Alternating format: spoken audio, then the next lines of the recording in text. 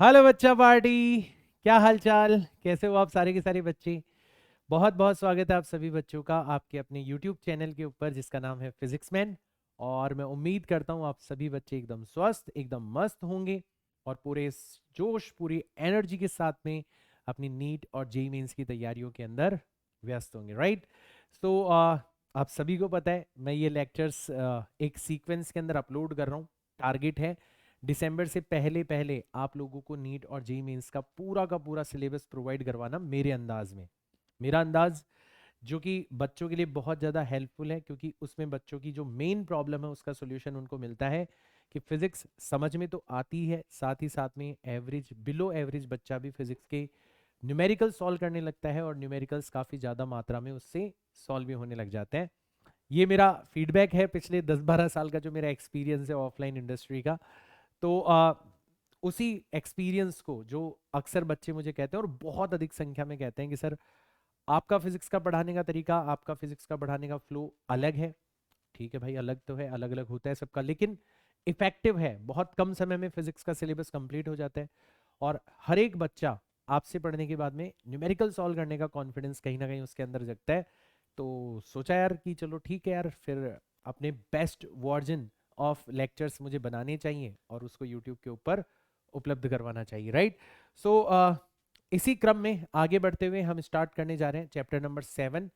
इसको मैंने दो पार्ट्स में डिवाइड किया, part A and part B. So ये पार्ट बी हम लोग शुरू करने जा रहे हैं, जिसमें हम मेनली रोटेशन के बारे में पढ़ेंगे और रोलिंग के बारे में पढ़ेंगे। सो दिस इज लेक्चर नंबर 1। बहुत अच्छा मौका है, अगर आप आज इस लेक्चर के साथ में भी शुरू करते हो ना, तो आप देखोगे this chapter will become your favourite chapter, one of the favourite chapters. मतलब थोड़ा कुछ चीजें उल्टी है, मतलब सब कहते हैं कि आपका चैप्टर 7 जो है वो सबसे डिफिकल्ट चैप्टर है। मैं कहता हूँ चैप्टर 7 जो है वो सबसे आसान चैप्टर है, आप मेरे अंदाज में अगर पढ़ो तो, राइट। तो शुरू करते हैं आज का लेक्चर नंबर 1। सबसे पहले अपन डिस्कस करते हैं आज पढ़ने क्या वाले हैं। तो सबसे पहले अपन मोमेंट ऑफ इनर्शिया की कॉन्सेप्ट को थोड़ा सा एनालाइज करेंगे। पॉइंट मास का moment of inertia, system of particle का moment of inertia, rigid bodies का moment of inertia. Moment of inertia के ऊपर हमारा पूरा का पूरा फोकस रहेगा। ये कहाँ से आया, क्यों इसकी जरूरत है, किस चीज को रिप्रेजेंट करता है, क्यों रोटेशन के अंदर आप मोमेंट ऑफ इनर्शिया के बिना काम चला ही नहीं सकते। सब कुछ हम लोग डिस्कस करेंगे आज के हमारे इस लेक्चर के अंदर थ्रू वेरियस एग्जांपल्स। तो ये हमारा आज का एजेंडा है। आप में से बहुत सारे बच्चे ये भी पूछते हैं कि सर हमें तो पूरी की पूरी प्रिपरेशन आपके साथ में करनी है, सिर्फ वीडियो लेक्चर्स नहीं देखने, हमें तो आपकी डीपीपीज भी एक्सेस करनी है, आपसे मेंटोरशिप भी चाहिए, मतलब कंप्लीटली फिजिक्स के लिए आपके ऊपर रिलाय करना है for NEET as well as JEE Mains. तो बेटा अभी रिसोर्सेज की कमी है, जितना कुछ मुझे आता है उसके बेसिस पे मैंने ये वेबसाइट बनाई है www.physicsman.in। तो इस वेबसाइट को एक बार चेकआउट कर लेना, क्योंकि इस पर मेरे सारे लेक्चर्स इंक्लूडिंग स्पेशल लेक्चर्स जो कि डीपीपीज के ऊपर बेस्ड होते हैं, डीपीपीज नोट्स, मुझसे डायरेक्ट कनेक्ट करने का एक चैनल, सब कुछ आपको मिल जाएगा through this website. So do not forget to check out this website. And एक रिक्वेस्ट मैं वीडियो के शुरू में ही कर रहा हूँ और आने वाले कुछ लगातार वीडियोस के अंदर मैं बार बार करूंगा, आप इरिटेट मत होना। हमारा चैनल बहुत डाउन जा रहा है और इतना अच्छा कंटेंट होने के बाद में भी यूट्यूब हमारे चैनल को अगर प्रमोट नहीं कर रहा, नए बच्चों को शो नहीं कर रहा, उसका शायद मेरे हिसाब से सबसे बड़ा कारण ये है कि आप जो बच्चे इस चैनल के ऊपर कंटेंट देख रहे हैं वो पूरा देखें इन वीडियोस को, समय बिताएं इन वीडियोस के साथ में, और सबसे इंपॉर्टेंट है इनको शेयर करें, अपने व्हाट्सएप स्टेटस पर लगाएं, अपने व्हाट्सएप ग्रुप्स के अंदर शेयर करें, टेलीग्राम ग्रुप्स के अंदर शेयर करें। जस्ट शेयर करें, लोग आपको गालियां दे तो भी शेयर करें, वैसे कोई देगा नहीं, आपको थैंक्स ही बोलेगा जब फाइनली उसको रियलाइज होगा कि आप एक अच्छी चीज शेयर कर रहे हो। तो मैं कभी नहीं करता, बट स्पेशली आप लोगों से रिक्वेस्ट कर रहा हूँ कि आप इस चैनल को मरने से, आप इस चैनल को डाई खत्म होने से बचा सकते हो एक शेयर के द्वारा। तो just share these lectures to as many students as you can. किसी ऑफलाइन कोचिंग के अंदर पढ़ते हो वहां पर अपने दोस्त बना रखे हैं, उनके साथ में शेयर करो, हर लेक्चर को शेयर करो। ठीक है, देखते हैं इससे यूट्यूब कुछ थोड़ा बहुत हमारी मदद करता है क्या। ठीक है, शुरू करते हैं आज का लेक्चर। सबसे पहले बात करते हैं मोमेंट ऑफ इनर्शिया का जो कॉन्सेप्ट है वो आया कहां से। ठीक, तो देखो बहुत बेसिक मैं आपको समझाने की कोशिश करता हूं। मान लो आपका एक सिंगल पार्टिकल है, ये रहा आपका सिंगल पार्टिकल। है ना, मैंने तो बहुत बड़ा बना दिया, बट सिंगल पार्टिकल है, सिंगल पॉइंट मास। ये दो अलग अलग तरीके की मोशन कर सकते हैं। एक मोशन जिसमें ये एक स्ट्रेट लाइन के ऊपर मूव करेगा, तो ये जो पार्टिकल है ये कैसे मूव कर रहा है, ये एक स्ट्रेट लाइन के ऊपर मूव कर रहा है, ठीक, स्ट्रेट लाइन के ऊपर मूव कर रहा है। अच्छा, इस पार्टिकल का कुछ ना कुछ मास होगा। अब मास किस चीज को रिप्रेजेंट करता है, मास रिप्रेजेंट करता है इनर्शिया को। जिस ऑब्जेक्ट का मास जितना ज्यादा होता है उसको मूव करवाने के लिए, उसको स्पीड अप करवाने के लिए हमें उतना ही ज्यादा फोर्स लगाना पड़ता है। अगर इसी बात को आप एनर्जी की टर्म्स में कहो तो हमें उतनी ही ज्यादा एनर्जी प्रोवाइड करवानी पड़ती है उस ऑब्जेक्ट को किसी पर्टिकुलर स्पीड v पर मूव करवाने के लिए। तो अगर ये पॉइंट ऑब्जेक्ट जिसका मास m है, अगर ये वेलोसिटी v के साथ में मूव कर रहा है, इसका मतलब हमने इसको कितनी काइनेटिक एनर्जी दी होगी, हमने इसको जो काइनेटिक एनर्जी दी होगी वो हम सबको पता है कितनी हो जाएगी, half m into V square, half m into V square. तो ये तो हो गई हमारी लीनियर मोशन, ये तो हो गई हमारी पार्टिकल की लीनियर मोशन। तो लीनियर मोशन के अंदर हमने देखा कि ये जो पॉइंट ऑब्जेक्ट है इसको v वेलोसिटी पर मूव करवाने के लिए हमें कितनी एनर्जी देनी पड़ेगी, हाफ m v स्क्वायर। तो थोड़ा अच्छे से एनालाइज करें तो हाफ तो एक नंबर है, कोई दिक्कत नहीं है। m क्या है यहां पर, a factor representing inertia. m मास किसको रिप्रेजेंट कर रहा है, इनर्शिया को रिप्रेजेंट कर रहा है।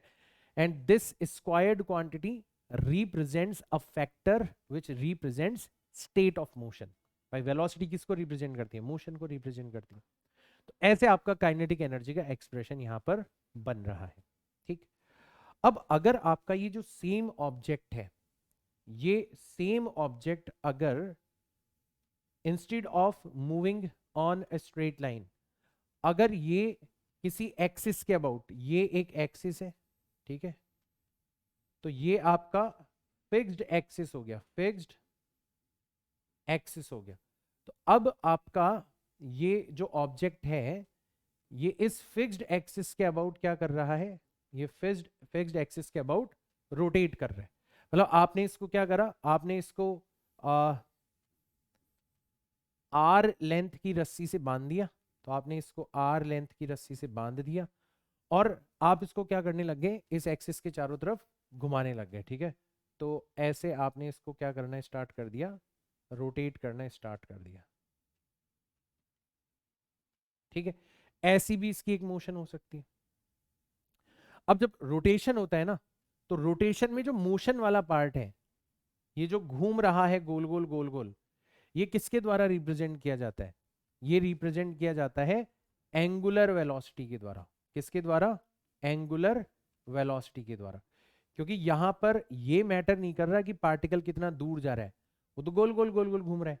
यहां पर ये मैटर करता है कि पार्टिकल कितना एंगल चल रहा है। दैट्स वाई मोशन को रिप्रेजेंट करने वाली क्वांटिटी हो जाएगी एंगुलर वेलोसिटी, जिसको हम रिप्रेजेंट करते हैं किससे, ओमेगा से। हमें यह भी पता है कि इस पार्टिकल की जो इस मोमेंट पर लीनियर वेलोसिटी है, इस मोमेंट पर जो लीनियर वेलोसिटी है, ठीक है, लीनियर वेलोसिटी वो किसके इक्वल हो जाएगी, distance from the axis multiplied by angular velocity, omega के इक्वल हो जाएगी। बट ये हर मोमेंट पर क्या होती रहती है, चेंज होती रहती है, ठीक है। तो ये तो हो गई हमारी एंगुलर वेलोसिटी।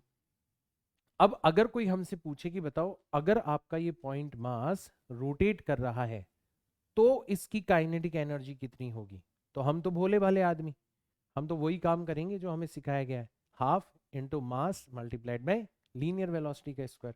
तो हमने यही किया, हाफ, इसका मास हो गया m और लीनियर वेलोसिटी का स्क्वायर, तो लीनियर वेलोसिटी की जगह हम रख सकते हैं r इंटू ओमेगा, उसका हमने कर दिया स्क्वायर। तो यहां से हमने देखा कि हाफ हम एक्सपेक्ट कर रहे थे, वहां भी था, यहां पर भी आ गया, ठीक है। ओमेगा का स्क्वायर हम एक्सपेक्ट कर रहे थे, वहां पर भी जो मोशन को रिप्रेजेंट करती है क्वांटिटी उसका स्क्वायर हो रहा है, यहां पर भी जो मोशन को रिप्रेजेंट करती है उसका स्क्वायर हो रहा है। We were expecting it. अच्छा, यहां पर ये जो क्वांटिटी है वो इनर्शिया को रिप्रेजेंट करती है, सिर्फ मास। अब यहां पर देखो क्या मिलेगा आपको, मास तो है ही, साथ ही साथ में आपको डिस्टेंस का स्क्वायर भी मिल रहा है, डिस्टेंस का स्क्वायर भी मिल रहा है।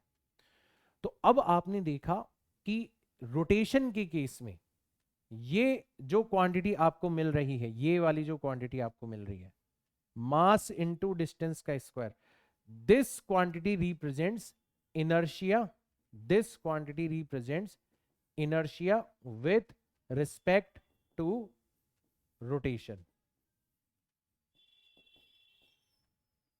ठीक है, तो अब थोड़ा बहुत हमें यहां पर डिफरेंस समझ में आया कि लीनियर मोशन में जो इनर्शिया वाला फैक्टर है उसको सिर्फ किसके द्वारा रिप्रेजेंट किया जाता है, मास के द्वारा। लेकिन रोटेशन के केस में जो इनर्शिया की खाली जगह थी उसमें मास तो आ ही रहा है, we were expecting it, but surprising चीज क्या मिली, डिस्टेंस का स्क्वायर भी कूद पड़ा। तो अब रोटेशन के केस में ना सिर्फ मास बल्कि एक्सिस से कितनी डिस्टेंस पर आपका पार्टिकल, उसका स्क्वायर भी एक इंपॉर्टेंट रोल निभाने वाला है इनर्शिया को रिप्रेजेंट करने में। And that's why this particular quantity is known as moment of inertia, this quantity is known as moment of inertia. Moment का मतलब फिजिक्स में होता है जब भी कोई क्वांटिटी ऐसी दिख जाए जो कि एक्सिस से डिस्टेंस पर डिपेंड करती है, उसको एज अ मोमेंट डिफाइन किया जाता है। जैसे आप मोमेंट ऑफ फोर्स भी पढ़ोगे आगे जाके, जिसको टॉर्क बोला जाता है। आप मोमेंट ऑफ लीनियर मोमेंटम भी पढ़ोगे, जिसको एंगुलर मोमेंटम बोला जाता है। तो मोमेंट फिजिक्स में ये जो वर्ड है ये कब यूज किया जाता है, जब किसी ऐसी क्वांटिटी को तुम डिफाइन कर रहे हो जो कि एक्सिस से डिस्टेंस के ऊपर डिपेंड करती हो। देखना आगे जाके एनालाइज करना। तो हमने यहां पर एक ऐसा इनर्शिया डिफाइन किया है जो कि एक्सिस से डिस्टेंस के स्क्वायर पर डिपेंड कर रहा है, इसलिए उसका नाम हमने क्या रख दिया, मोमेंट ऑफ इनर्शिया। ठीक, ये चीज आप लोगों को ध्यान में रखनी। तो ये तो हुआ हमारा सिंगल पार्टिकल। सिंगल पार्टिकल हो तो उसका मोमेंट ऑफ इनर्शिया कैसे निकालेंगे, मास को जो एक्सिस से डिस्टेंस है उसका स्क्वायर से मल्टीप्लाई कर देंगे, हमारे पास में मोमेंट ऑफ इनर्शिया आ जाएगा। ठीक, अब तो इसको मैं अलग से भी लिख देता हूं। तो यहां से हमें क्या मिल गया, यहां से हमें मोमेंट ऑफ इनर्शिया मिल गया। ठीक है, मोमेंट ऑफ इनर्शिया अभी सिंगल पार्टिकल के लिए डिफाइन कर रहे हैं। तो सिंगल पार्टिकल के लिए इसको आई से रिप्रेजेंट करते हैं, मास इनटू डिस्टेंस का स्क्वायर। ये हमारा मोमेंट ऑफ इनर्शिया आ गया। आप क्लियरली देख सकते हो कि ये एक स्केलर क्वांटिटी है, जैसे मास एक स्केलर क्वांटिटी है वैसे ये भी एक स्केलर क्वांटिटी है, इसकी कोई डायरेक्शन वगैरह नहीं होती। और इसकी जो एस आई यूनिट है वो भी आप बड़ी आसानी से फिगर आउट कर सकते हो, कितनी हो जाएगी, किलोग्राम इनटू मीटर स्क्वायर हो जाएगी। और इसका जो डायमेंशनल फॉर्मूला है वो भी आप बड़ी आसानी से फिगर आउट कर सकते हो। ठीक है, क्या हो जाएगा, मास मतलब m1 और डिस्टेंस का स्क्वायर मतलब l2, और t0 आप चाहो तो लिख दो, नहीं लिखोगे तो भी चल जाएगा। तो ये कुछ बेसिक जानकारियां हमें मोमेंट ऑफ इनर्शिया के बारे में मिल चुकी है। बहुत फंडामेंटल लेवल पर हमें जाके पता पड़ गया कि मोमेंट ऑफ इनर्शिया आया कहाँ से, किस चीज को रिप्रेजेंट करता है। अब अपन इसको थोड़ा सा और डेप्थ में जाके समझने की कोशिश करते हैं। आप बोलोगे सर यहाँ तो सिंगल पार्टिकल है, मान लो आपके खूब सारे पार्टिकल हो, जैसे मान लो दो पार्टिकल्स हैं, उनका आपको मोमेंट ऑफ इनर्शिया निकालना हो, बहुत आसान है भाई। मोमेंट ऑफ इनर्शिया एक स्केलर क्वांटिटी है, अकेले पार्टिकल का आप निकाल सकते हो। तो अगर सिस्टम में दो पार्टिकल है तो दोनों का निकालो और ऐड कर दो, तीन पार्टिकल है तो तीनों का निकालो और ऐड कर दो, चार पार्टिकल है चारों का निकालो और ऐड कर दो। तो सिंपल स्ट्रेट फॉरवर्ड अप्रोच हमें यहाँ पर यूज करनी है, इसको कोई ज्यादा तवज्जो देने की जरूरत नहीं है। ठीक है, चलो आ जाओ। तो moment of inertia of two particle system, एक एग्जांपल से इसको समझते हैं। और ये बहुत प्यारा एग्जांपल है, स्पेशल रिजल्ट आप चाहो तो याद भी रख सकते हो, कई बार पूछा भी जा चुका है एग्जाम के अंदर। दो आपके पॉइंट मासेस है, तो ये आपका एक पॉइंट मास हो गया। ठीक है, इसकी वैल्यू कितनी है, m1 है। और ये आपका एक पॉइंट मास हो गया, इसकी वैल्यू कितनी है, m2 है। और दोनों के बीच की जो डिस्टेंस है, मैंने बताया था सिर्फ दो ही पॉइंट मासेस होते हैं ना, तो कोई ओरिजिन वोरिजिन नहीं दिया जाता आपको, सीधा क्या दे दी जाती है, दोनों के बीच की डिस्टेंस दी थी जाती है। तो इन दोनों के बीच की डिस्टेंस आपको दे रखी है कितनी, इन दोनों के बीच की डिस्टेंस आपको दे रखी है L। ठीक, अब आपको कहा गया है कि ये दोनों एक एक्सिस के अबाउट रोटेट कर रहे हैं, और वो एक्सिस खुद कहां से गुजरता है, सेंटर ऑफ मास से गुजरता है। तो जो ये सेंटर ऑफ मास से गुजरने वाला एक्सिस है, ये वाला जो एक्सिस है, इसके अबाउट ये पूरा का पूरा सिस्टम क्या कर रहा है, इसके अबाउट ये पूरा का पूरा सिस्टम रोटेट कर रहा है। तो आपको बताना है इसके अबाउट मोमेंट ऑफ इनर्शिया कितना होगा, इसके अबाउट मोमेंट ऑफ इनर्शिया कितना होगा इस एक्सिस के अबाउट। ये रही आपकी axis passing through the centre of mass. तो वैसे तो काम बहुत आसान है कि सर हमें अगर इस वाले मास की इस एक्सिस से डिस्टेंस पता पड़ जाए, लेट से ये जो डिस्टेंस है ये है आपकी L1, अगर हमें ये पता पड़ जाए, और इस वाले मास की एक्सिस से डिस्टेंस पता पड़ जाए, लेट से ये है आपकी L2, तो हमारा काम चल जाएगा। अगर हमें L1 L2 पता चल जाए तो हमारा काम चल जाएगा। देखो कैसे, कि आप आई निकालना चाहते हो, तो पहला जो पॉइंट मास है उसका मोमेंट ऑफ इनर्शिया कितना हो जाएगा, मास m1 और एक्सिस से डिस्टेंस L1, उसका आपने कर दिया स्क्वायर। दूसरे का मोमेंट ऑफ इनर्शिया कितना हो जाएगा, मास m2, एक्सिस से डिस्टेंस कितनी है L2, उसका आपने कर दिया स्क्वायर। तो ये आपका मोमेंट ऑफ इनर्शिया हो जाएगा। ठीक, ठीक है। अब बस टास्क यहां पर ये रह गया कि हमें L1 और L2 की वैल्यू पता होनी चाहिए, और ये हम सेंटर ऑफ मास के अंदर बड़ी आसानी से सीख चुके हैं। और मैंने आपको डायरेक्ट याद करना भी सिखाया था। मैंने आपको बताया था कि अगर आपको L1 फाइंड आउट करना है, मतलब पहले ऑब्जेक्ट से सेंटर ऑफ मास की डिस्टेंस फाइंड आउट करनी है, तो आप क्या करते हो, m2 को ऊपर रखते हो, total mass m1 plus m2 से डिवाइड करते हो, और टोटल लेंथ L से आप क्या कर देते हो, मल्टीप्लाई।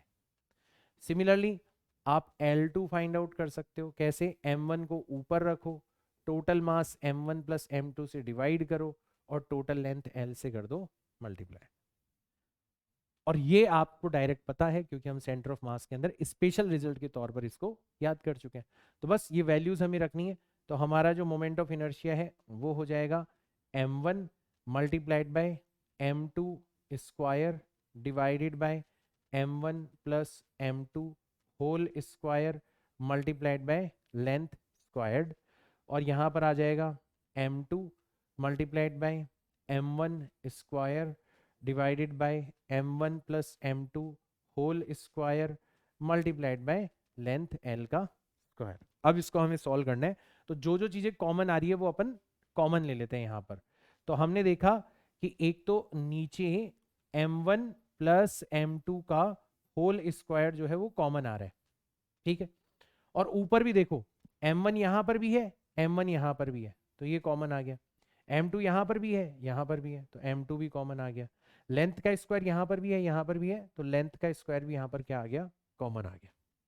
अब इतनी सारी चीजें कॉमन आ गई, तो बचा क्या अंदर, तो m1 कॉमन आ गया, m2 कॉमन आ गया, नीचे का m1 plus m2 whole square common आ गया, l स्क्वायर, तो सिर्फ क्या बचा, एक m2 बचा। और ऐसे दूसरी वाली टर्म में सिर्फ क्या बचेगा, एक m1 बचेगा। और ये जो m1 प्लस m2 है, नीचे m1 प्लस m2 का स्क्वायर है, तो एक पावर को ये क्या कर देगा, कैंसिल आउट कर देगा। तो फाइनली जो हमारा रिजल्ट आने वाला है मोमेंट ऑफ इनर्शिया का, वो आने वाला है मास m1 m2 divided by m1 plus m2 multiplied by length L का स्क्वायर। ये आपको अब एक स्पेशल रिजल्ट के तौर पर याद भी रखना है।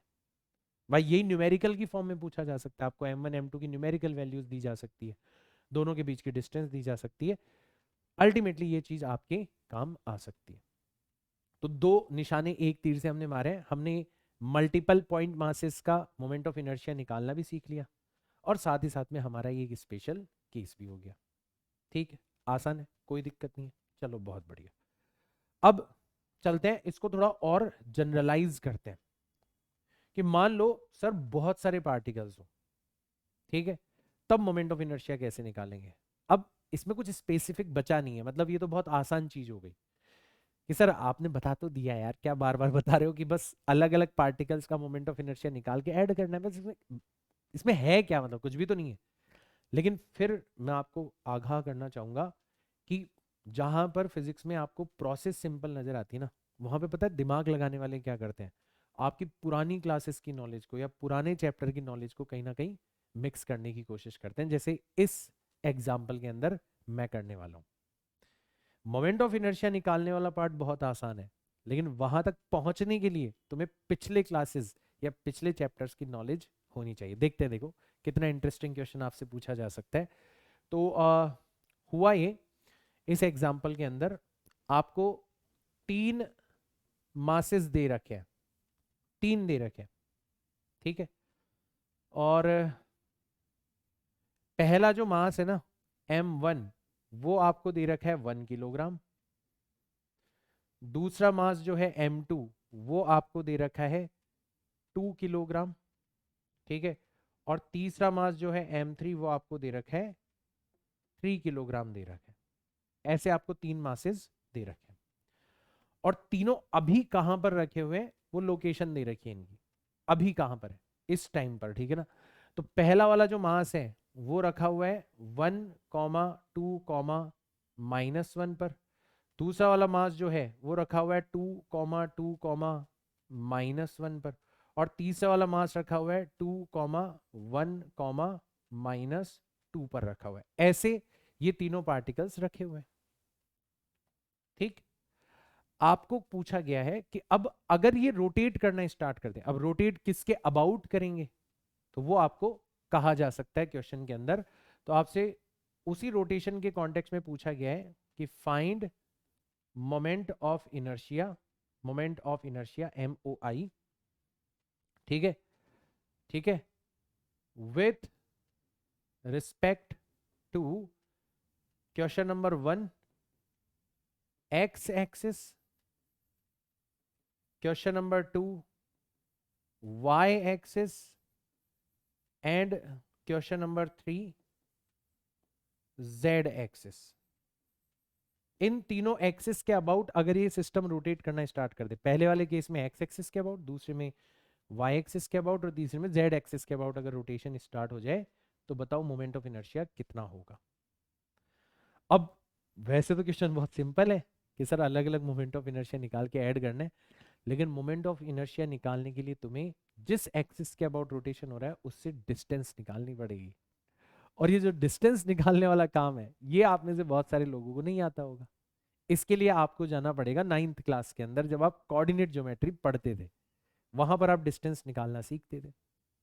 देखो ध्यान से समझना, मैं आपको पूरा बेसिक से समझाऊंगा कि मान लो ये आपका एक्स एक्सिस है, ठीक है, ये आपका वाई एक्सिस है, और ये आपका जेड एक्सिस है। ध्यान से समझना, ठीक है। ये आपका एक कार्टेशियन कोऑर्डिनेट सिस्टम हो गया, और ये हो गया आपका ओरिजिन, ठीक है। और कोई भी इन जनरल पॉइंट ले लो, जैसे मान लो आपने ये वाला पॉइंट ले लिया, ठीक है। इसके कोऑर्डिनेट्स क्या है, X comma Y comma Z, ये इसके कोऑर्डिनेट्स है भाई। कोई ना कोई एक्स कोऑर्डिनेट होगा, कोई ना कोई वाई कोऑर्डिनेट होगा, और कोई ना कोई जेड कोऑर्डिनेट होगा। अब ये कोऑर्डिनेट्स का मतलब क्या होता है, कोऑर्डिनेट्स का मतलब ये होता है कि अगर हम इस पॉइंट तक पहुंचना चाहते हैं, तो हमें क्या करना पड़ेगा, हमें सबसे पहले इतनी डिस्टेंस एक्स एक्सिस के पैरेलल चलनी पड़ेगी। तो हम सबसे पहले क्या करते हैं, जो एक्स कोऑर्डिनेट है उसके बराबर डिस्टेंस चलते हैं, और यहां पर पहुंच जाते हैं, इस पॉइंट पर पहुंच गए। तो ये कितनी डिस्टेंस चली हमने, ये हमने एक्स डिस्टेंस चली, जो भी इसका एक्स कोऑर्डिनेट है, ठीक। फिर हम क्या करते हैं, जेड एक्सिस के पैरेलल चल लेते हैं, पहले जेड के पैरेलल, ठीक है। तो जेड के पैरेलल चल लेते हैं अपन, तो जेड के पैरेलल हम चलते हैं, ये देखो जेड के पैरेलल मैं चल रहा हूँ। और जेड के पैरेलल चलते चलते चलते हम कहाँ पर आ गए, यहाँ पर आ गए। जेड के पैरेलल चलते चलते हम लोग यहाँ पर आ गए, इस जगह पर आ गए। तो ये जो डिस्टेंस हमने चली, ये डिस्टेंस किसको रिप्रेजेंट करती है, जेड कोऑर्डिनेट को रिप्रेजेंट करती है।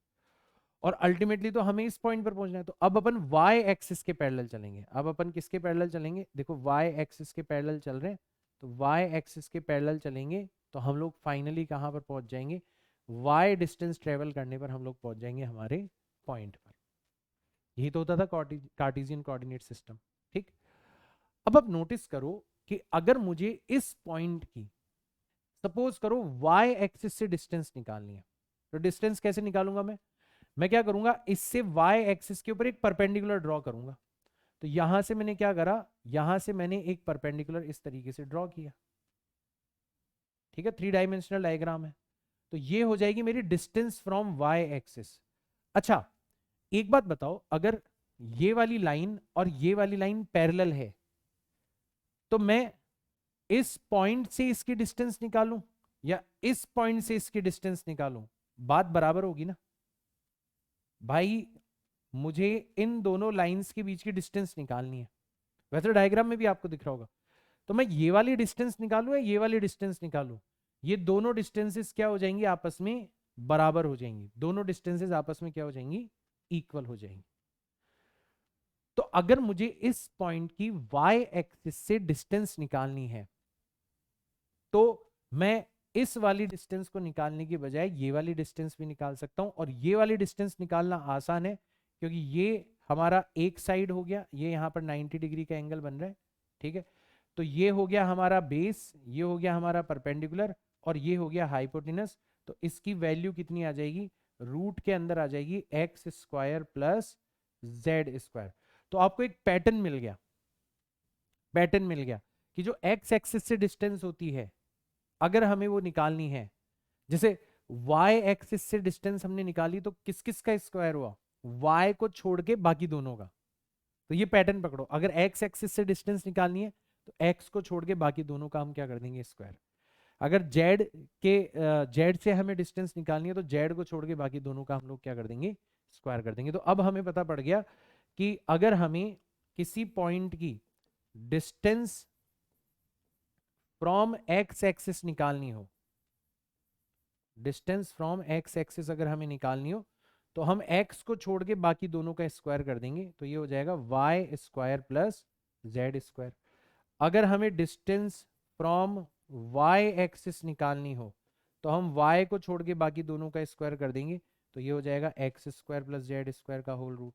और अगर हमें डिस्टेंस फ्रॉम z एक्सिस निकालनी हो तो अब z को छोड़ के बाकी दोनों का स्क्वायर कर देंगे।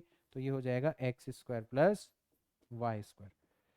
ये नॉलेज हमारे यहां पर काम आएगी। अब तुम ये क्वेश्चन कर सकते हो, अब कर सकते हो। तो जैसे मैं आपको एक्स एक्सिस के अबाउट मोमेंट ऑफ इनर्शिया निकाल के बताता हूं, ठीक है ना। तो मैं सबसे पहले आपको सॉल्यूशन नंबर 1 प्रोवाइड करवा देता हूं।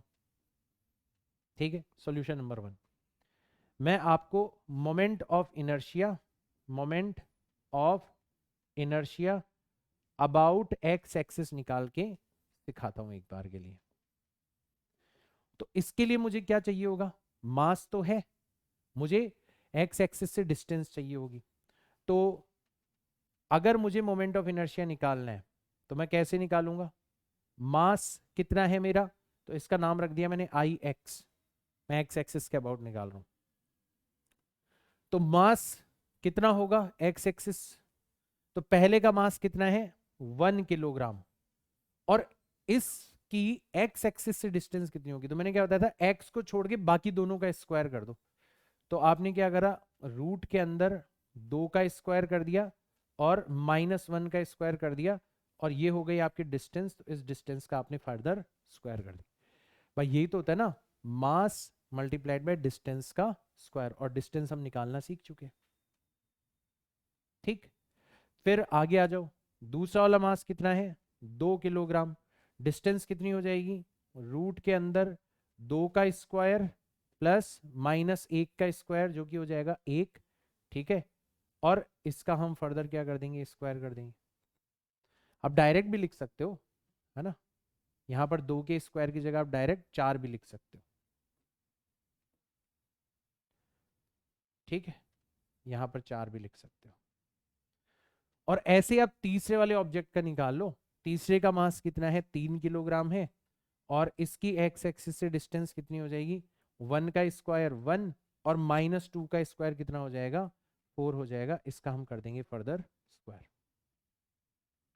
तो कितना आसान हो गया, तो यहाँ पर एक्स एक्सिस के अबाउट जो मोमेंट ऑफ इनर्शिया है वो कितना आ गया, 4 + 1 5, 5 का कर रहे हैं रूट और रूट का कर रहे हैं स्क्वायर, तो अल्टीमेटली कितना बचेगा, 5 बचेगा।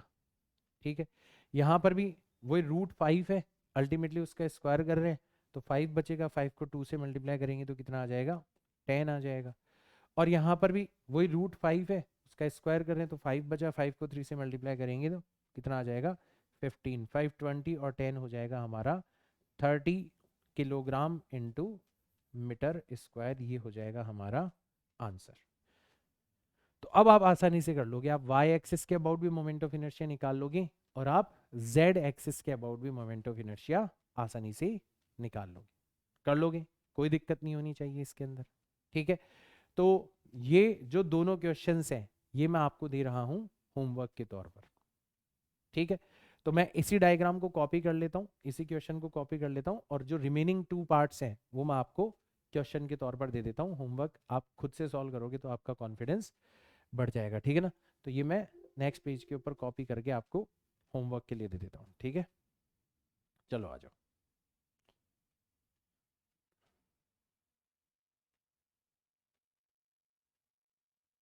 ठीक, और यहाँ पर भी मैंने कॉपी कर दिया।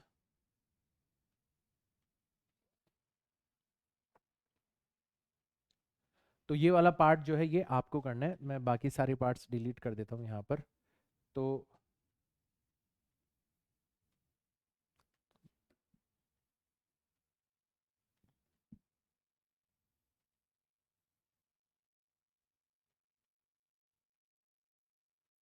ठीक, और यहाँ पर भी मैं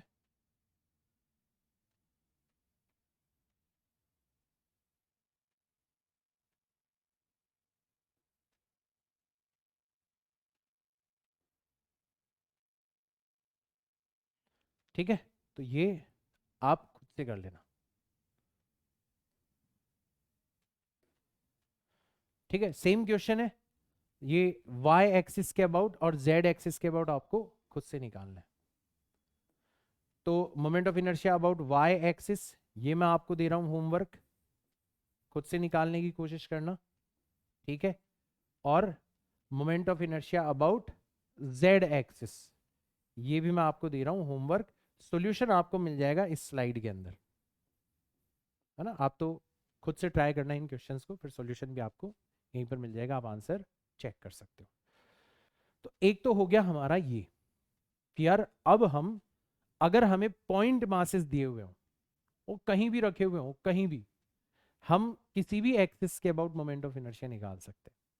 क्योंकि अब हमें सर ने एक्स वाई और जेड एक्सिस जिनके about moment of inertia normally पूछा जाता है वो हमें सर ने सिखा दिया अच्छे से, मतलब अब उसमें कोई दिक्कत नहीं है, वो डिस्टेंस निकालना सिखा दिया।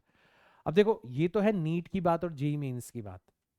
अब जो मैथ्स वाले बच्चे हैं, अगर आप जेई एडवांस के स्तर पर जाते हो तो जेई एडवांस में आपको कोई भी लाइन दी जा सकती है, फिर जरूरी नहीं है एक्स वाई जेड एक्सिस दिए जाएंगे, फिर आपको कोई भी लाइन दे के उस लाइन के अबाउट मोमेंट ऑफ इनर्शिया पूछा जा सकता है। तो मैथ्स में आप पढ़ते हो ना 3D ज्योमेट्री के अंदर कि किसी भी स्ट्रेट लाइन जिसकी इक्वेशन आपको गिवन है, उसकी किसी भी पॉइंट जिसके कोऑर्डिनेट्स आपको गिवन है से डिस्टेंस कैसे निकालते हैं, तो बस वो इक्वेशन लग जाएगी वहां पर। सिंपल सा फॉर्मूला होता है, मैथ्स वाले बच्चों को शायद आई होप यहां पर पता होगा। ठीक है, तो जेई एडवांस के लिए अगर आप कर रहे हो तो थोड़ी बहुत मैथ्स भी यूज करवाई जा सकती है। हाँ, जेई मेंस और नीट के स्तर पर ज्यादा से ज्यादा आपको X axis Y axis Z axis के अबाउट मोमेंट ऑफ इनर्शिया पूछा जा सकता है, रैंडमली डिस्ट्रीब्यूटेड मासेस का, और वो आप अब बड़ी आसानी से कर सकते हो। अब आप उसके लिए आपके पास में डायरेक्ट हथियार है। ठीक है, तो ये चीज एक मुझे बतानी थी आपको, और अब अपन यहां से तैयार हैं थोड़ा सा आगे चलने के लिए। अब आगे चलेंगे तो क्या मिलेगा भाई हमें, यहां से अगर आगे बढ़ेंगे तो अब ये तो हो गया कि सर अभी तक तो हमारे जो पॉइंट मासेस हैं वो डिस्क्रीट है, मतलब एक मास यहां पर रखा हुआ है उसकी लोकेशन हमें पता है, एक मास यहां पर रखा हुआ है उसकी लोकेशन हमें पता है, एक मास यहां पर रखा हुआ है उसकी लोकेशन हमें पता है, और नंबर ऑफ मासेस जो है वो फाइनाइट है, मतलब 10 हो सकते हैं, 20 हो सकते हैं, 50 हो सकते हैं, 1000 हो सकते हैं, फाइनाइट है।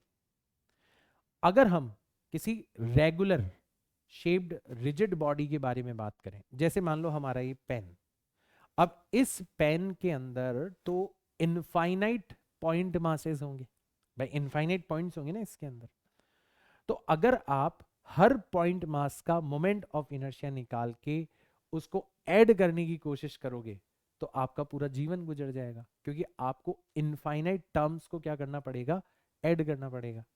अब ये तो पॉसिबल नहीं है, बट थैंक्स कैलकुलस को हमें थैंक्स कहना होगा कि हमारे पास में इनफाइनाइट टर्म्स का सम करने का हथियार मौजूद है, and that is known as integration. उसको ही हम लोग क्या कहते हैं, इंटीग्रेशन कहते हैं। तो बस इतना सा फंडा आपको ध्यान में रखना है कि अगर हमें moment of inertia find out करना है रेगुलर शेप्ड रिजिड बॉडीज का, तो हमें उस रेगुलर शेप्ड रिजिड बॉडी को छोटे छोटे पार्ट्स में डिवाइड करना होगा, ठीक है।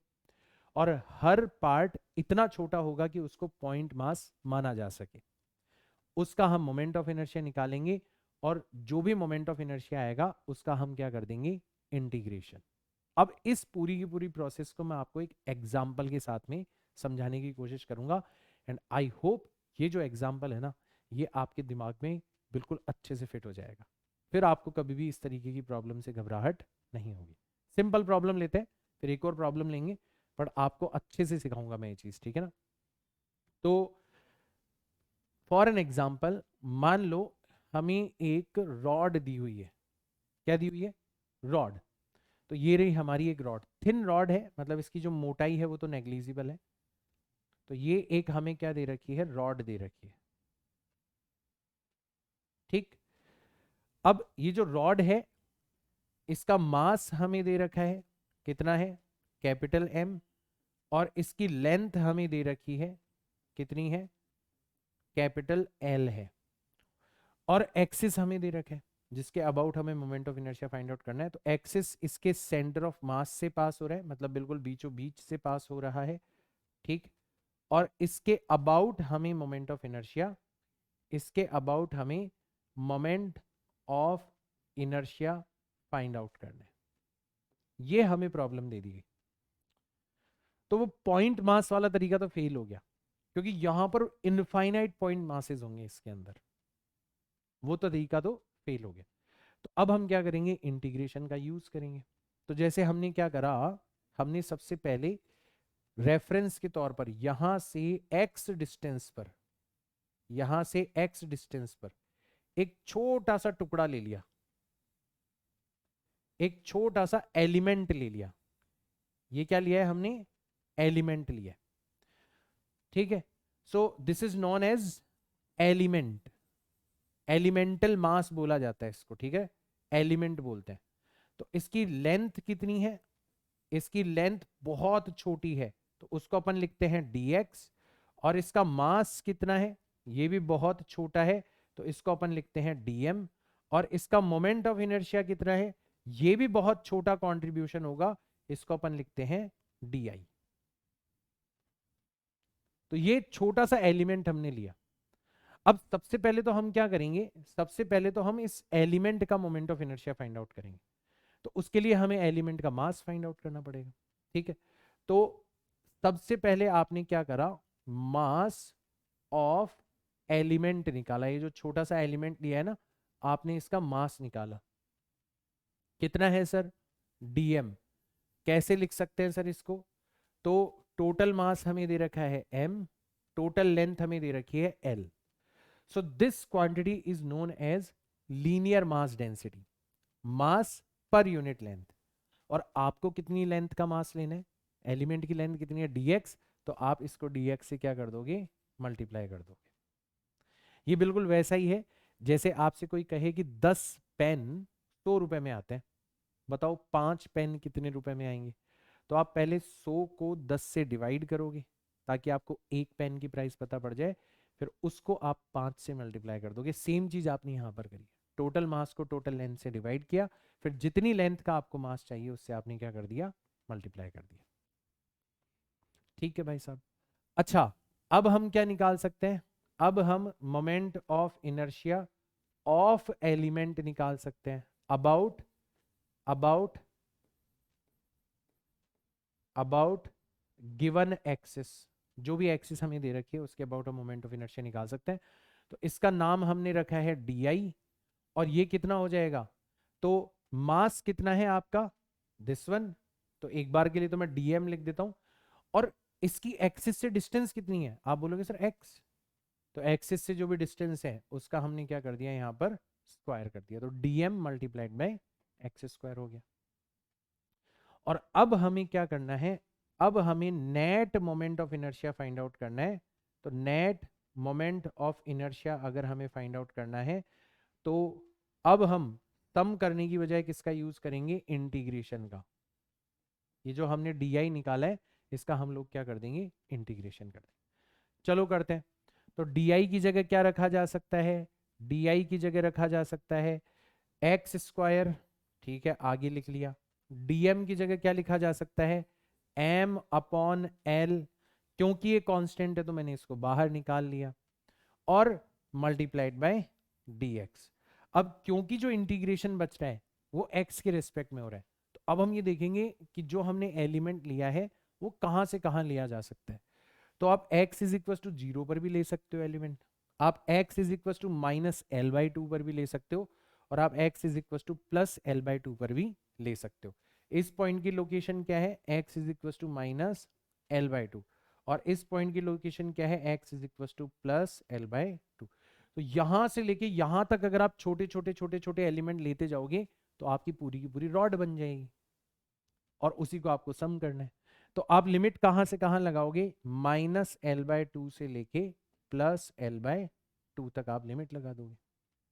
अब बहुत आसान है इंटीग्रेशन, तो बाहर तो m अपॉन एल आराम कर रहा है, करने दो। एक्स स्क्वायर का जो इंटीग्रेशन होता है वो होता है x cube divided by three, x cube divided by three, और लिमिट्स हमें रखनी है माइनस एल बाय टू से लेके प्लस एल बाय टू। खेल खत्म यहाँ पर। तो जो नेट मोमेंट ऑफ इनर्शिया है वो आ जाएगा हमारा m डिवाइडेड बाय l। अच्छा, थ्री को भी हम बाहर निकाल लेते हैं क्योंकि थ्री कॉमन है, ठीक है। और अंदर रह जाएगा आपका, पहले एल बाई टू रखोगे तो L cube divided by eight आ जाएगा, माइनस, फिर माइनस एल बाई टू रखोगे तो minus L cube divided by eight आ जाएगा। और जब इसको सॉल्व करोगे तो माइनस माइनस प्लस हो जाएगा, तो टोटल आ जाएगा आपका m divided by three L multiplied by twice of L cube divided by eight. Two से एट कट गया फोर टाइम्स, एल से एल क्यूब कट गया, तो फाइनली मोमेंट ऑफ इनर्शिया आ जाएगा m into L square divided by 12। ये हमारा moment of inertia होगा of this rod about this given axis. और ये फिर हमें ध्यान भी रख लेना है, तो इसका मोमेंट ऑफ इनर्शिया कितना हो गया, m into L square divided by 12 हो गया। तो कोई भी रेगुलर शेप्ड बॉडी हो हम उसका इस तरीके से मोमेंट ऑफ इनर्शिया निकाल सकते हैं। अब ये जो केस था ना, ये तो केस था आपका यूनिफॉर्म रॉड का। भाई यूनिफॉर्म रॉड का मतलब क्या होता है, यूनिफॉर्म रॉड का मतलब होता है कि आपकी जो लीनियर मास डेंसिटी है, लीनियर मास डेंसिटी वो क्या है, वो कांस्टेंट है, कांस्टेंट है भाई, m अपॉन एल कांस्टेंट है ना। तो ऐसी रॉड तो कहलाती है यूनिफॉर्म रॉड। अगर मान लो आपकी रॉड नॉन यूनिफॉर्म हो तब क्या करोगे आप, है ना। तो घबराने की जरूरत नहीं है यार, प्रोसेस तो यही वाली यूज होगी। बट सर फिर भी एक बार एक एग्जांपल करवा दो, थोड़ी बहुत तसल्ली हो जाएगी कि हाँ यार हम ऐसी प्रॉब्लम भी सॉल्व कर सकते हैं। ठीक, तो अपन एक और क्वेश्चन कर लेते हैं यहाँ पर।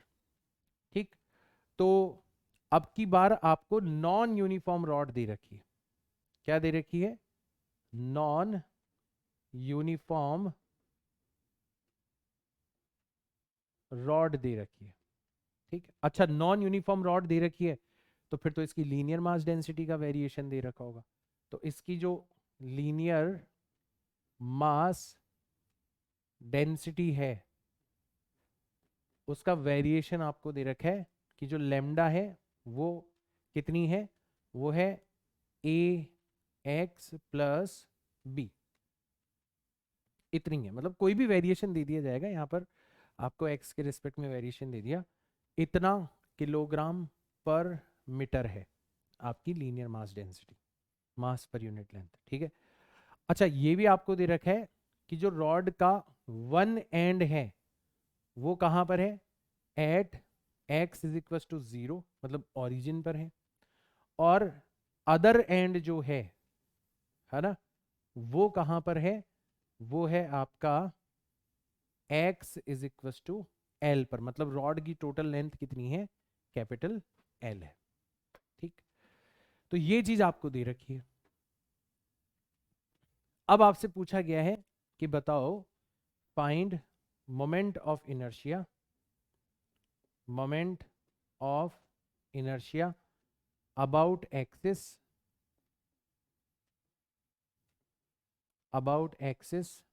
passing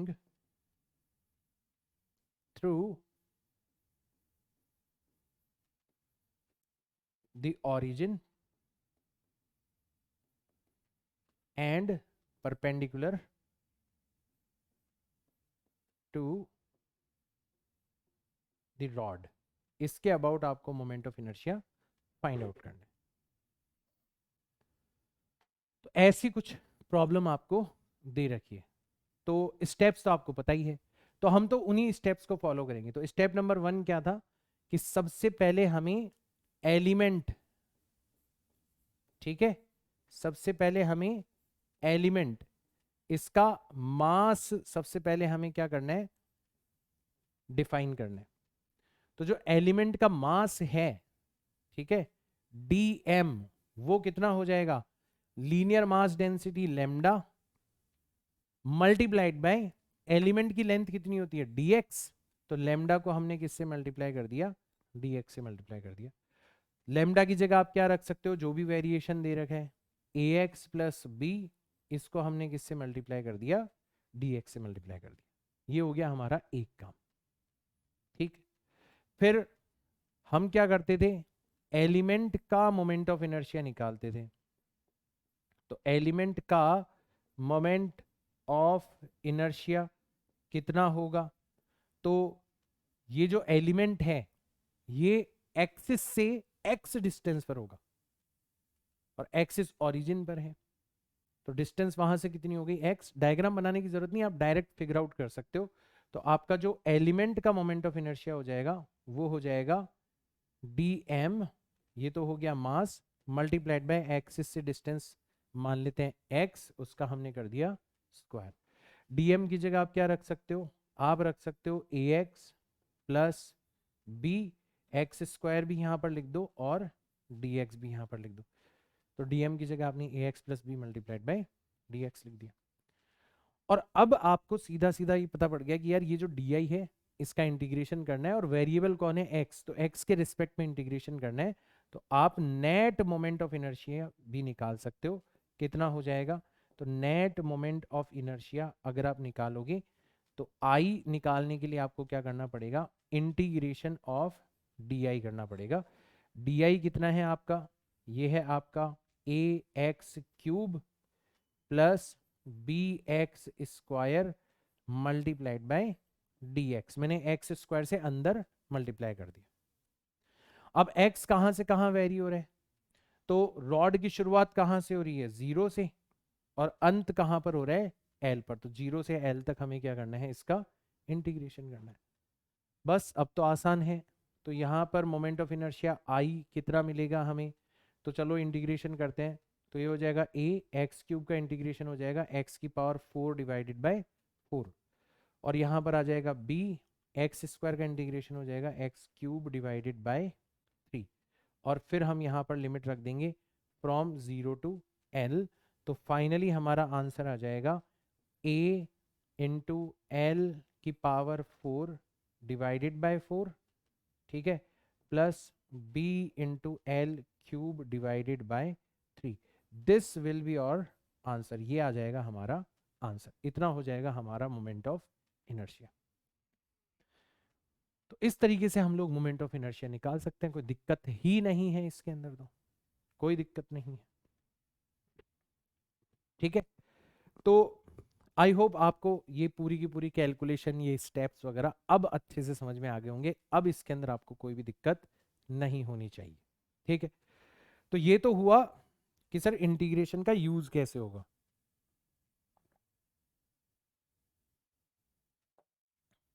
ठीक, कि सर इंटीग्रेशन का यूज कैसे होगा। ठीक है, अब हमने क्या करा, जो रेगुलर बॉडीज है ना, मतलब जो हमारे काम आती रहती है, उनमें हमने यही प्रोसेस लगाई, इंटीग्रेशन वगैरह कर करा के हमने क्या करा, उनकी जो प्रिंसिपल एक्सिस है, मतलब जो डिफॉल्ट एक्सिस है जिसके अबाउट वो नॉर्मली रोटेट करती हैं, उसके अबाउट हमने सबका मोमेंट ऑफ इनर्शिया निकाल लिया।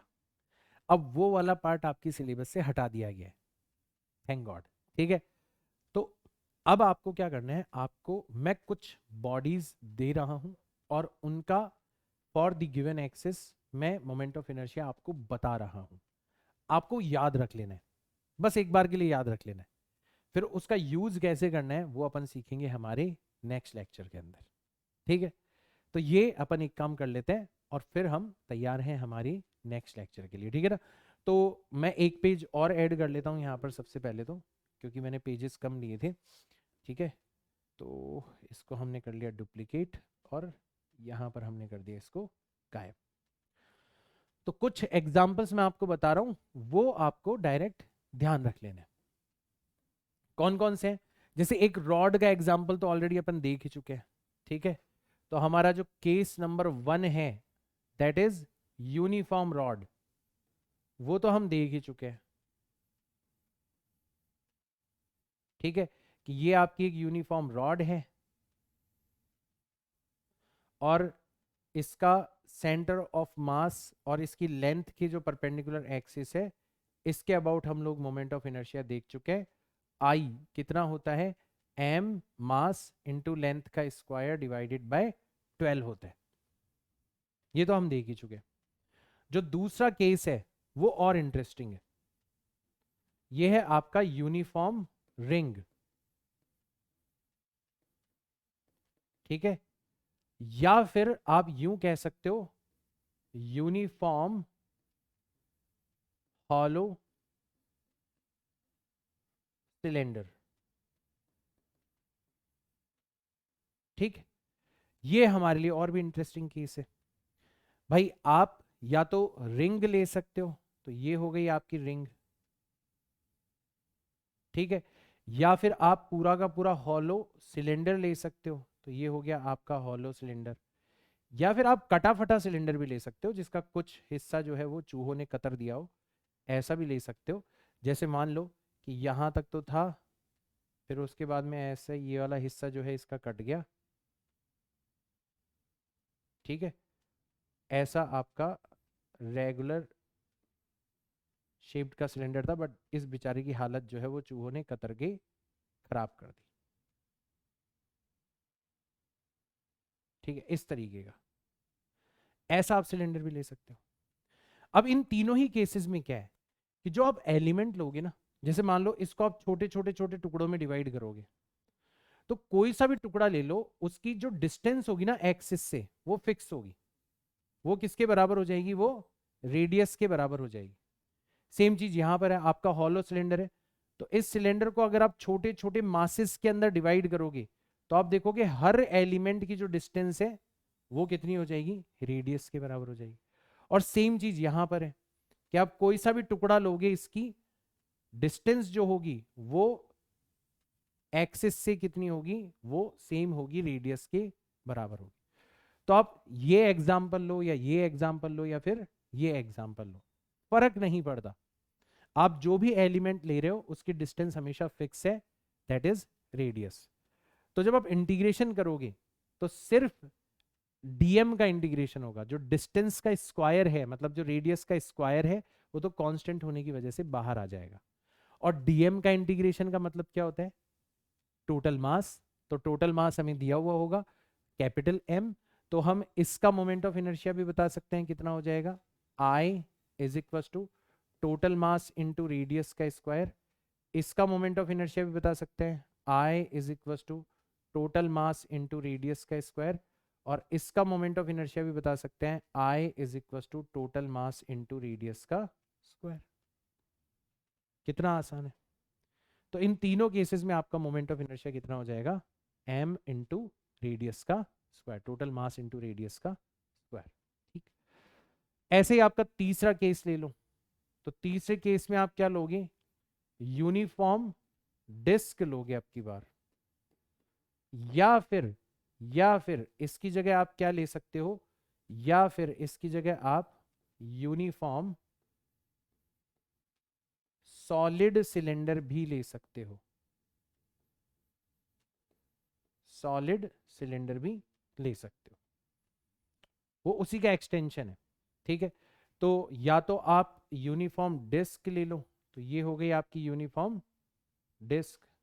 ठीक है, डिस्क और रिंग में डिफरेंस क्या होता है, रिंग में मास सिर्फ बाउंड्री पर होता है, और डिस्क में जो मास है वो पूरे के पूरे सरफेस के ऊपर स्प्रेड होता है, ये डिफरेंस होता है।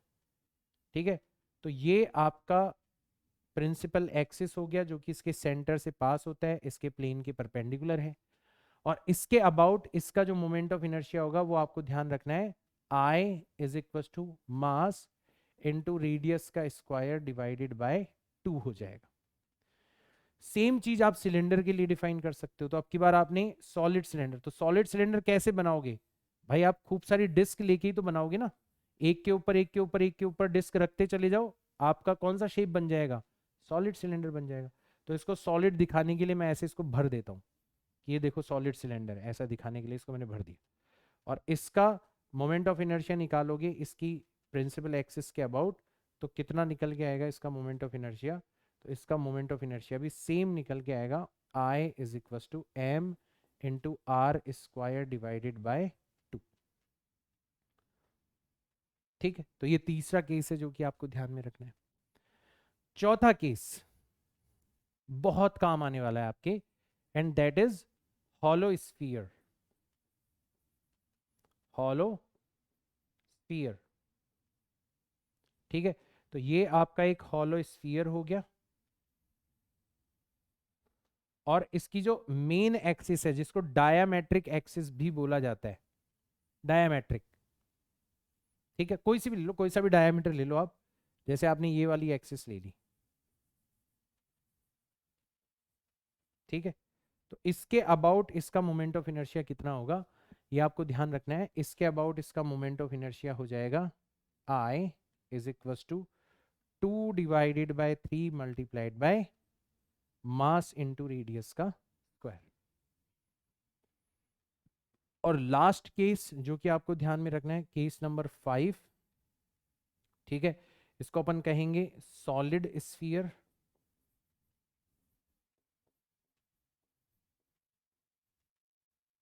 तो सॉलिड दिखाने के लिए मैं इसको भर देता हूं, आई होप फील तो आई जाएगी आपको। तो अब की बार ये सॉलिड स्फीयर है। ठीक है, और इसका डायमेट्रिक एक्सिस मतलब कोई सा भी डायमीटर ले सकते हो आप।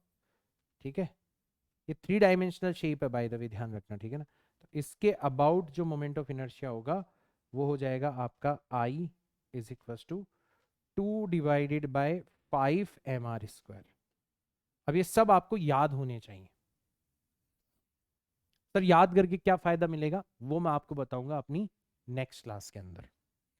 तो नेक्स्ट क्लास के अंदर कुछ क्वेश्चंस हैं जो कि आपके दिमाग में ऑलरेडी घर कर गए होंगे, उनका जवाब हम ढूंढेंगे। सबसे पहला क्वेश्चन कि सर आपने कह दिया, हमने मान लिया कि ये जो मेन एक्सिस है जो कि इनकी सेंटर ऑफ मास से पास होती है, इसके अबाउट मोमेंट ऑफ इनर्शिया, ठीक है आपने कह दिया, हमने मान लिया, याद कर लिया। लेकिन अगर कोई और एक्सिस दे रखा हो उसके अबाउट मोमेंट ऑफ इनर्शिया कैसे निकालेंगे। जैसे मान लो कि ये जो रॉड है अब की बार इस वाले एक्सिस के अबाउट नहीं, इस वाले एक्सिस के अबाउट रोटेट कर रहा हो, तो एक्सिस बदल गया, इसका मतलब मोमेंट ऑफ इनर्शिया बदल जाएगा। तो सर उसके अबाउट मोमेंट ऑफ इनर्शिया कैसे निकालेंगे। और अगर आप बोलोगे याद करना पड़ेगा, तो भैया हम तो हार मान लेते हैं गेम से, हम नहीं खेल रहे आपके साथ में। तो ऑब्वियसली आपको याद नहीं करना पड़ेगा, मैं आपको कुछ थ्योरम्स बताऊंगा, उन थ्योरम्स का यूज करके आप किसी भी एक्सिस के अबाउट मोमेंट ऑफ इनर्शिया निकाल सकते हो। इनफैक्ट मोमेंट ऑफ इनर्शिया का जो क्वेश्चन आने वाला है एग्जाम के अंदर और 100% आएगा, वो कहीं ना कहीं किसी ना किसी तरीके से theorems of moment of inertia, दो होती है, perpendicular axis theorem, parallel axis theorem, उनके ऊपर डिपेंड करेगा ही करेगा। मतलब आज हमने जो पढ़ा है ना वो तो बहुत बेसिक चीज है। क्वेश्चन जो आएगा ना वो बेसिकली हमारे अगले लेक्चर के ऊपर बेस्ड होगा, क्योंकि अगले लेक्चर के अंदर हम लोग एक्चुअल में ये सीखेंगे कि ये जो बॉडीज हैं इनका किसी और एक्सिस के अबाउट मोमेंट ऑफ इनर्शिया कैसे निकाला जाता है, पहला क्वेश्चन। फिर आप बोलोगे कि सर ये तो चलो मान लो कितनी अच्छी सुंदर दिखने वाली बॉडीज है, इनका अगर कॉम्बिनेशन हो, जिनको अपन बोलते हैं कंपोजिट बॉडीज, कि मान लो एक रॉड है, रॉड के इधर भी एक स्फीयर लगा दिया, इधर भी एक स्फीयर लगा दिया, एक डंबल बना दिया, अब उस डंबल का मोमेंट ऑफ इनर्शिया पूछ रहा है, वो कैसे निकालेंगे, वो भी मैं आपको निकालना सिखाऊंगा। सर कटी फटी बॉडीज, जैसे डिस्क है, डिस्क का कुछ हिस्सा आपने बाहर निकाल लिया, जैसे सेंटर ऑफ मास के अंदर निकाला था, ट्रंकेटेड बॉडीज बोलते हैं टेक्निकल वर्ड्स के लिए, तो उसका मोमेंट ऑफ इनर्शिया कैसे निकालेंगे, ये भी हमारे लिए एक क्वेश्चन हो गया। ये भी हम लोग नेक्स्ट क्लास के अंदर एक्सप्लोर करेंगे। तो ऐसे तमाम क्वेश्चन जो है ना वो हम लोग नेक्स्ट क्लास के अंदर एक्सप्लोर करने वाले हैं। तो इंपॉर्टेंस तो आपको पता पड़ी गई होगी कि नेक्स्ट क्लास तो देखे बिना काम ही नहीं चल सकता आपका। तो आई होप आपको इंतजार रहेगा मेरी तरह नेक्स्ट क्लास का, मजा आएगा मुझे भी नेक्स्ट क्लास को पढ़ाने के अंदर। मिलते हैं अपन नेक्स्ट क्लास के अंदर। ये सब कुछ जो याद करने का टास्क दिया है, जो होमवर्क दिया है, वो कंप्लीट कर लेना, मजा आएगा आपको नेक्स्ट क्लास के अंदर, ये मैं गारंटी देता हूँ। तो तब तक के लिए tata bye bye, see you all in next class. जय हिंद।